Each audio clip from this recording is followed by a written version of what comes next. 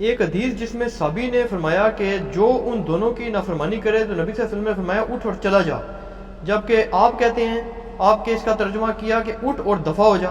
یہ بالکل غلط ترجمہ ہے. اور دوسری طرف شرکی عقائد والوں کو شوق سے امام بھی بناتے ہیں. اب ان دونوں باتوں کی مجھے سمجھ نہیں آئی کہ کیا وہ ریلیشن بنا رہے ہیں. اور جناب تانوں کی تو شادی سمجھ آئے گی، سانو ساری سمجھ لگ جاتی ہے کیڑے اسٹیشن تو سوال آ رہا ہے. یہ آج بھی درس میں حدیث آئی تھی نا، نبی صلی اللہ علیہ وآلہ وسلم کی حدیث صحیح مسلم میں 2010 ہے کہ خطبے کے دوران ایک خطیب نے پڑھا من یطع اللہ ورسولہ فقد رشد ومن یعصہما فقد غوا. تو نبی علیہ السلام نے فرمایا تم نے یہ کیوں کہا کہ جس نے ان دونوں کی نافرمانی کی وہ گمراہ ہوا؟ تمہیں کہنا چاہیے تھا جس نے اللہ اور اس کے رسول کی نافرمانی کی. اور مسلم شریف کے الفاظ ہے بئس الخطیب وانت، کتنا برا خطیب ہے تو. یہ دفعہ والی بات تو چھوڑ دیں، پہلے مجھے بتائیں کہ کسی مہذب معاشرے میں جو ہم نے سو کارڈ بنایا ہوا ہے، کسی استاد کا اپنے شاگرد کی غلطی پہ یہ کہنا کہ بڑا پیڑا ہے تو بھائی، کیا یہ آپ کہہ سکتے ہیں کہ یہ بھی مہذب ہے؟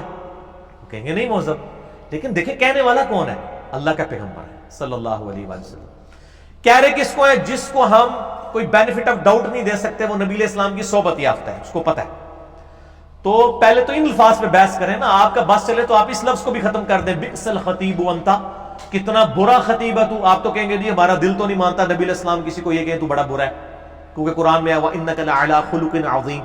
تو پھر نکالیں اس کو صحیح مسلم سے، بئس الخطیب انت کا آپ ترجمہ کر لیں. اور پھر آپ نے یہ بھی تو نہیں فرمایا ہوگا کتنے برے خطیب ہیں آپ، ایسے تو نہیں کہا ہوگا.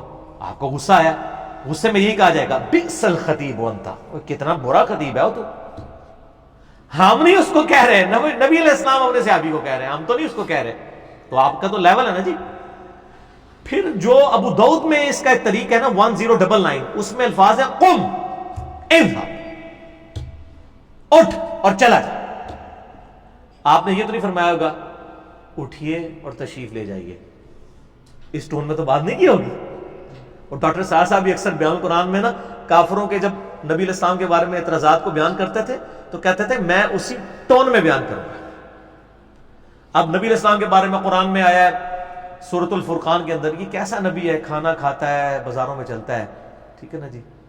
تو اب کافر اس طرح تو نہیں کہتے ہوں گے، کہتے ہیں یار کیسا نبی ہے یار، کھانا کھانا، وہ اس طرح ہی بات کرتے ہوں گے. یا پھر جب وہ کہتے ہوں گے کہ آپ علیہ السلام شاعر ہیں تو وہ کیا کہتے ہوں گے کہ شاعر ہے، کہتے ہوں گے مجنون، پاگل، اس طرح ہی بات کرتے ہوں گے نا. تو اس کو جب ایکسپریس کیا جاتا ہے، اس کو وہ فارسی میں کہا جاتا ہے نا نقل کفر کفر نہ باشد. تو آپ یہ دیکھیں کہ آپ اس کو پریزنٹ کر رہے ہوتے ہیں، پریزنٹ پر اسی طریقے سے ہوتا ہے. تو اس میں جو الفاظ ہے نا قم اذهب، اٹھ اور چلا جا، اس کا میں نے ترجمہ کیا تھا اٹھ اور دفع ہو جا. وہ کہتے ہیں دفع کے الفاظ نہیں، یہ چلا جا. دفع کا لفظ ہم اردو میں اس کی انٹینسٹی کو بریف کر رہے ہیں، اس لیے کہ آپ نے چلا جا اردو میں اذهب تو کہہ دیتے ہیں، اردو میں چلا جا کا معنی ہو رہا ہے، اور عربی میں غصے میں جب کسی کو کہا جاتا ہے نا اذهب تو یہ ہوتا ہے نکلے تو. یہ نہیں ہوتا کہ آپ تشریف لے جائیے، اس میں الفاظ اٹھ اذهب. میں آپ کو قرآن سے مثال دیتا ہوں. قرآن حکیم میں اللہ تعالیٰ دوستیوں کے بارے میں فرماتا ہے جزاؤہم جہنم، ان کی جزا ہے جہنم. اب میں اس کا ترجمہ جزا نہیں کرتا ہوں، میں کہتا ہوں ان کی سزا ہے جہنم. عربی میں جزا چل جائے گا، عربی میں جزا کہتے ہیں بدلے کو، اچھے بدلے کو بھی جزا، برے کو بھی جزا.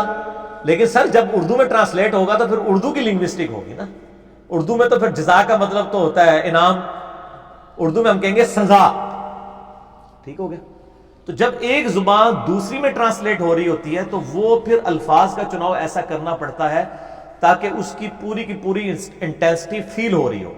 کیونکہ آپ یہ سمجھیں کہ بھئی ہماری زبان کون سی ہے. اچھا اسی طریقے سے میں وہ آیت پڑھتا ہوں نا ان الذین فرقوا دینہم وکانوا شیعا لست منہم فی شیء. اے نبی جنہوں نے دین میں فرقے بنایا آپ کا ان سے کوئی تعلق نہیں ہے، ان کا معاملہ اللہ کے سپرد، اللہ تعالیٰ ان کو بتا دے گا جو وہ کوئی دنیا میں کرتوت کیا کرتے تھے. مجھے ایک مولانا صاحب ملے، ان کا یہ آپ نے کرتوت ترجمہ کیا ہے، یہ بڑا غلط ترجمہ ہے.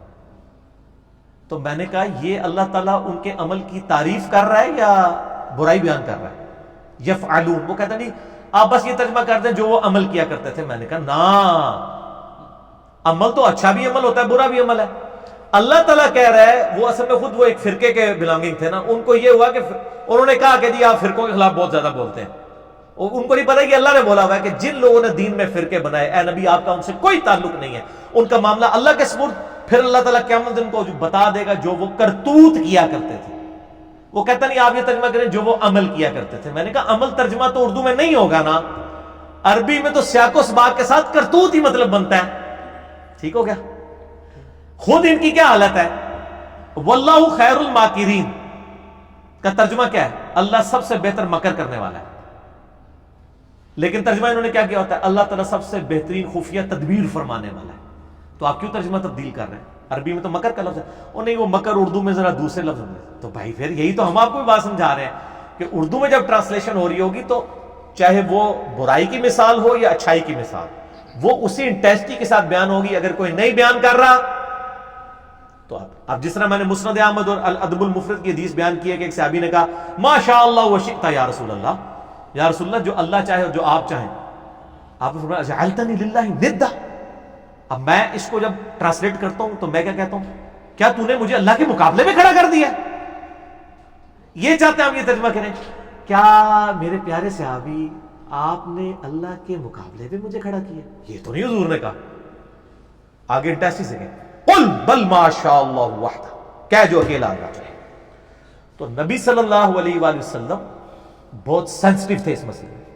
پھر آپ دیکھیں بخاری اور مسلم کی حدیث ہے، جو لوگ گھروں میں نماز پڑھتے ہیں مسجد میں نہیں آتے، میرا دل کرتا ہے میں اپنی جگہ کسی کو امام مقرر کروں اور ان کے گھروں کو آگ لگا دوں اگر مجھے عورتوں اور بچوں کا خیال نہ ہو۔ تو آپ صلی اللہ علیہ وآلہ وسلم نے یہ جب بات ارشاد فرمائی ہوگی تو اس طرح فرمائی ہوگی کہ میں پلاننگ کر رہا ہوں کہ کوئی آگ جلائی جائے ان کے گھر میں، اس طرح تو نہیں کہا ہوگا۔ غصے کا اظہار ہے اس میں۔ تو صحابہ کہتے آپ نے پوچھا کہ فلاں کی طرح، کہا یا رسول اللہ نہیں آیا، فلاں کی طرح، سنن نسائی میں پوری ڈیٹیل ہے، یا رسول اللہ نہیں آیا۔ 2-3 بندوں کا سنا تو پھر آپ صلی اللہ علیہ وسلم کو غصہ آ گیا۔ تو آپ فرمایا میرا دل کرتا میں نے گھروں کو آگ لگا دوں۔ اچھا، پھر بخاری مسلم میں حدیث ہے کہ ایک فاطمہ نامی عورت نے چوری کی، اس کا مقدمہ حضور کے پاس آیا سفارش کے طور پہ کہ اس کو چھوڑ دیں، یہ ذرا اونچے قبیلے سے۔ تو اس میں الفاظ ہے کہ آپ صلی اللہ علیہ وسلم ممبر پہ چڑھے غصے کی حالت میں، اور آپ نے کہا تم سے اگلی قومیں اسی لیے برباد ہوئیں کہ ان کے اشرافیہ کے لیے اور قوانین ہوتے تھے اور عام لوگوں کے لیے اور، اللہ کی قسم میری بیٹی فاطمہ بھی چوری کرتی نا، میں اس کے بھی ہاتھ کٹوا دیتا۔ جب آپ صلی اللہ علیہ وسلم غصے کی حالت میں ممبر پہ چڑھے ہوں گے تو طارق جمیل والا سٹائل تو نہیں ہوگا نا کہ آپ خطبہ دے رہے ہو کہ جی آپ فرماؤ دیکھو مجھے یار وہ فاطمہ کی نامی عورت کی ایک سفارش آئی ہے تو دیکھو یار تھوڑا خیال کیا کرو یار، اس قسم کی سفارشیں نہ کیا کرو، یہ کہا ہوگا آپ نے؟ الفاظ ہے کہ آپ صلی اللہ علیہ وسلم غصے میں، اور آپ نے فرمایا تم مجھے اللہ کے حقوق کے بارے میں سفارش کرتے ہو؟ اللہ کی قسم میری بیٹی فاطمہ بھی چوری کرتی۔ یہ جب بندہ اپنی اولاد کو بیچ میں ڈالتا ہے نا، یہ بالکل آخری درجہ ہوتا ہے غصے کا کہ میرا پتر بھی کرے نا میں نہیں چھڑاں گا، ٹھیک ہے نا۔ تو یہ آپ صلی اللہ علیہ وآلہ وسلم کا اظہار ہوتا تھا، اور میں نے تو ان کی ڈاکٹرائن ہی ختم کر دی ہے۔ میں نے کہا مسلم شریف کھولیں، کتاب الجمعہ چیپٹر کھولیں، 2005 نمبر حدیث کھولیں کہ صحابہ کرام کہتے ہیں کہ نبی علیہ السلام جب ممبر پہ چڑھتے تقریر کے لیے آپ کی آنکھیں سرخ ہو جاتی، آواز بلند ہو جاتی، اور اس میں الفاظ ہے غصے میں اضافہ ہو جاتا جیسے کوئی جرنیل اپنی فوج کو ڈرا رہا ہو، اور پھر آپ فرماتے میں اور قیامت اس طرح ساتھ بھیجے گے جیسے کہ یہ 2 انگلیاں۔ تو یہ سارا سٹائل نبی علیہ السلام کا تھا۔